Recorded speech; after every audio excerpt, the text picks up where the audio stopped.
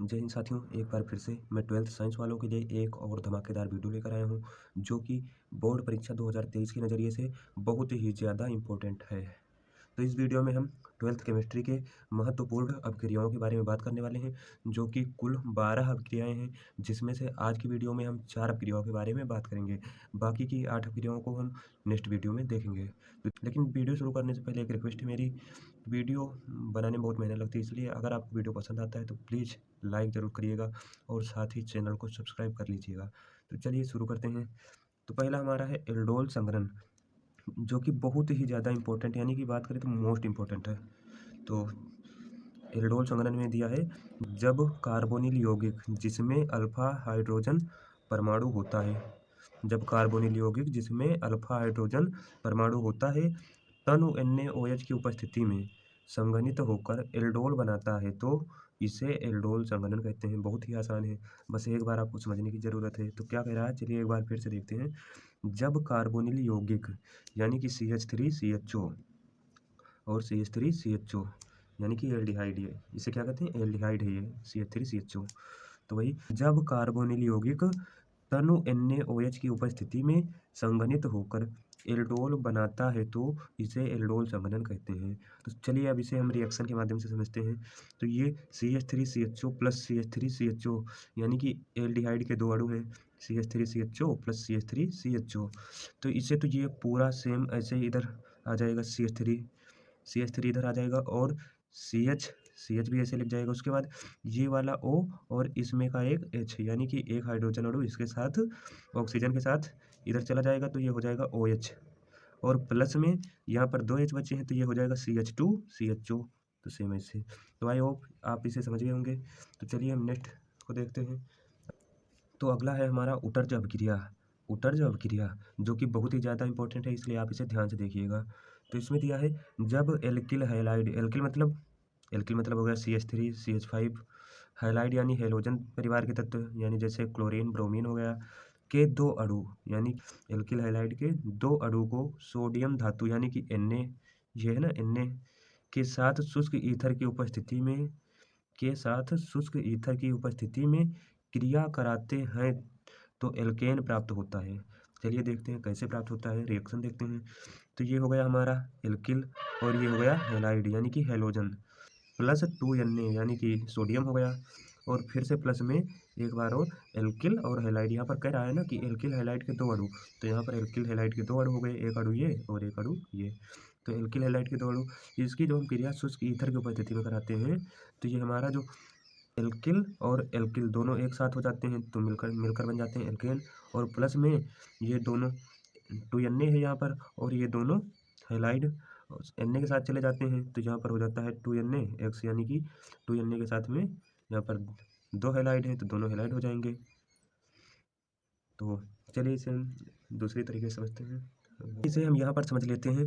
मान लीजिए ये क्या एल्किल है, यानी कि CH3 है, ये हो गया CH3, और ये हैलाइड यानी कि हेलोजन, मान के चलिए Cl हो गया, और प्लस में 2Na है, तो 2Na हो जाएगा हमारा।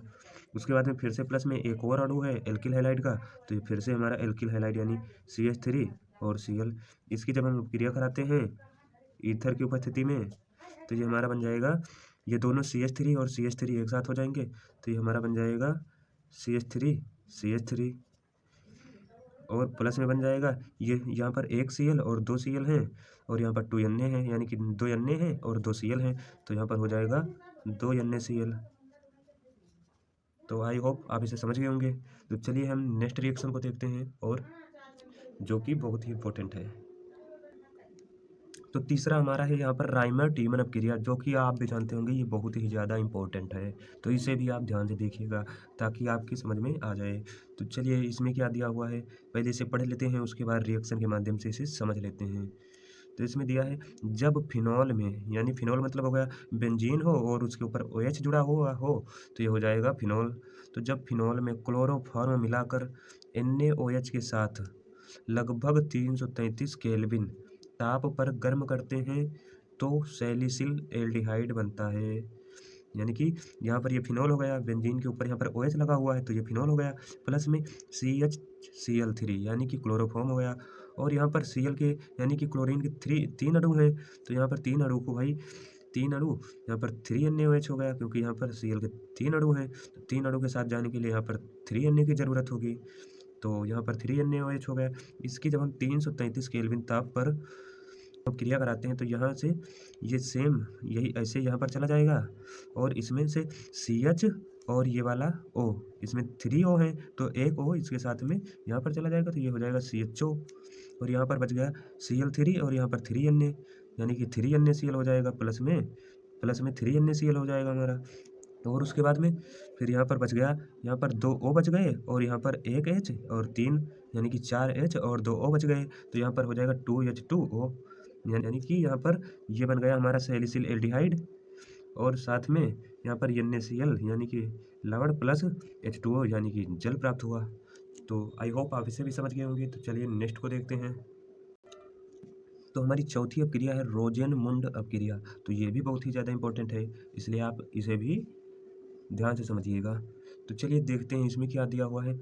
तो इसमें दिया है जब एसिड क्लोराइड का यानी PdBaSO4 यानी कि BaSO4 से बने PD, यानी कि PD मतलब हो गया पैलेडियम, तो जब एसिड क्लोराइड का PdBaSO4 एवं उबलती जाइलिन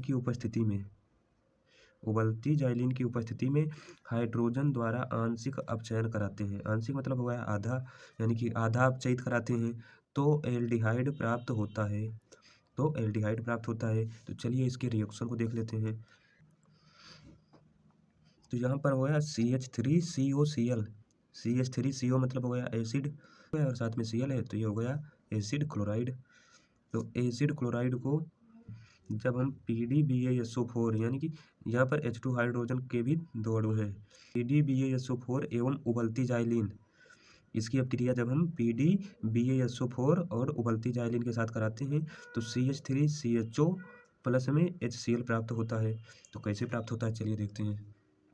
तो यहाँ पर ये वाला CH3 सेम ऐसे यहाँ पर उतर जाएगा, और अगला है COCl है, तो यहाँ पर CO के साथ में इसका एक H यानी एक हाइड्रोजन CO के साथ में चला जाएगा, तो ये हो जाएगा CHO, और प्लस में यह Cl है और यहाँ पर एक H बच गया तो ये हो जाएगा HCl, तो प्लस में HCl आ जाएगा। तो आई होप आप इसे समझ गए होंगे। तो चलिए आप इसे स्क्रीनशॉट कर लीजिए। तो चलिए पहले इतने का कर लीजिए, हो गया तो चलिए फिर इतने का कर लीजिए, बाकी हो गया। तो वीडियो अगर आपको पसंद आया हो तो वीडियो को लाइक कर दीजिएगा, साथ में चैनल को सब्सक्राइब कर लीजिएगा। तो मिलते हैं नेक्स्ट वीडियो में, तब तक के लिए जय हिंद।